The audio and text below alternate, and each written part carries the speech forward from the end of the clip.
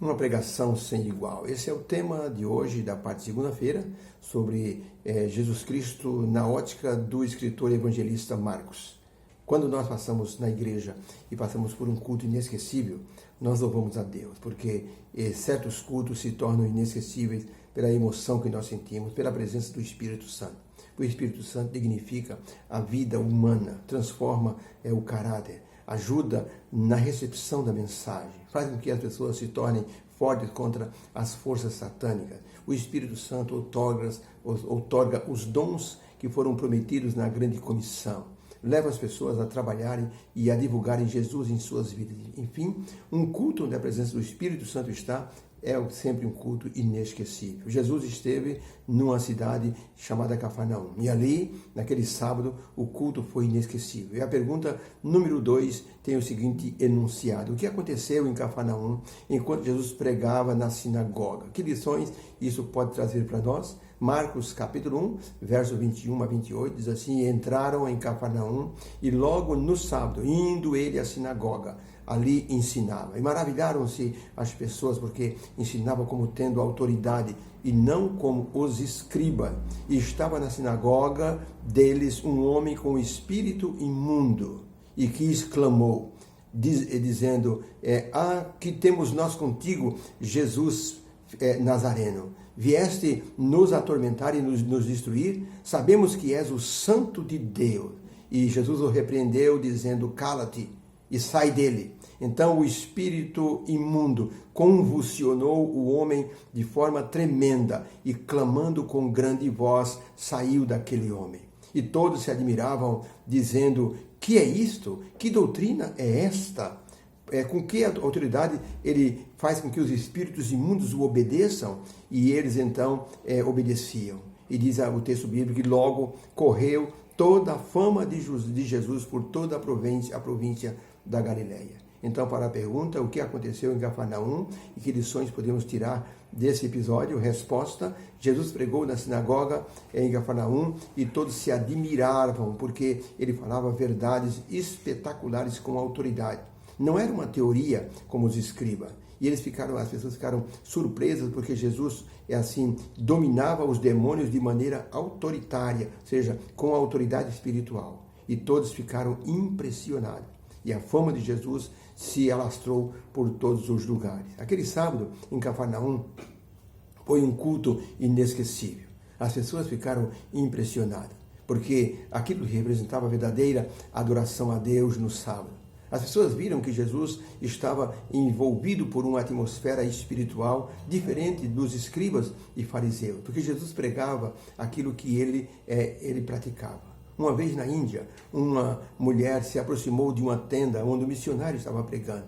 E ela ficou lá fora olhando o pregador ensinar as verdades sobre Cristo. Aquela mulher então entrou, assentou-se, e o pregador, o missionário, continuou pregando, falando sobre a bondade de Jesus, como devemos ser bondosos.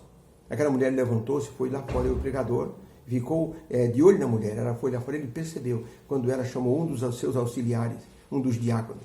Conversou com ele alguns minutos e entrou, e cada vez mais interessada, absorvia as verdades que o pregador estava dizendo.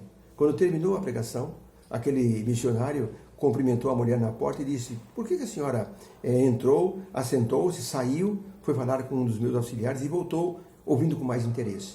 Ela disse: quando eu ouvi o senhor falando sobre Jesus, eu fui perguntar para os seus auxiliares se o senhor praticava aquilo que o senhor estava pregando. E eles me disseram que o senhor é muito melhor do que aquilo que o senhor estava ensinando. Então eu voltei para aprender com mais afinco, porque eu vi que o senhor era uma pessoa que fala de Jesus, mas o senhor pratica o que Jesus ensinou. Jesus estava na sinagoga e as pessoas ouviam Jesus falando com autoridade. Viram que um demônio em um homem possesso declarou que Jesus era o Santo de Deus. E Jesus disse: cala-te, não fale nada para ninguém. Por que Cristo fez isso? Porque Jesus não queria que seus opositores se antecipassem em prendê-lo ou em interromper o seu ministério. Ele tinha que cumprir os 3 anos e meio conforme estava na profecia do profeta Daniel. E o apóstolo Marcos, ou seja, o evangelista Marcos, ele menciona que Jesus pediu para o espírito imundo se calar porque ele não queria propaganda daquilo, mas não adiantou. As pessoas ficaram tão impressionadas que divulgaram o nome de Jesus por onde ele estava. Então, tudo assim se tornou claro para as pessoas. No livro Desejados das Nações, página 685, Ellen White escreveu o seguinte: crede em Jesus, confiar em Jesus e vocês vivam assim de maneira constante e esperando que Jesus possa salvar-vos. Alguém poderoso para salvar está vos sustentando enquanto vocês se submeterem à direção de Jesus para dele aprender, dele confiar, ele vos guardará de cair. Foi o que Jesus ensinou para as pessoas naquele momento e Marcos mencionou isso de forma muito clara. Um ateu querendo ridicularizar um crente novo que não sabia muito da Bíblia e que tinha assim pouca cultura. Aquele ateu disse: o senhor conhece Jesus? Ele disse: conheço. Me diga então, em que ano Jesus nasceu no governo de Herodes? O crente olhou e disse: eu não sei. Me diga, por favor, em que ano Jesus foi para o Egito quando ele era novinho? O homem pensou e disse: eu vou responder, e deu uma resposta errada. O homem fez uma nova pergunta e lá veio outra resposta errada. O ateu disse: o senhor não sabe nada sobre Jesus? Como é que o senhor é um pregador? Que pregador é o senhor? Aquele homem disse: talvez eu não saiba muita coisa da história de Jesus, mas uma coisa eu sei. Há 3 anos atrás, eu era um demônio na minha casa. Eu era um alcoólatra inveterado. As pessoas da cidade me conhecem. Sabia que a minha esposa apanhava constantemente de mim. Eu transformava tudo que eu ganhava em pinga, em cachaça. Meus filhos me viam como uma fera. Eu era realmente um demônio na minha casa, mas eu conheci Jesus. Ele transformou a minha vida. Eu não conheço, talvez, o Jesus histórico, mas eu conheço o Jesus que transforma a vida. E eu quero que ele transpareça em minha vida, como ele transpareceu na vida de muitos até agora.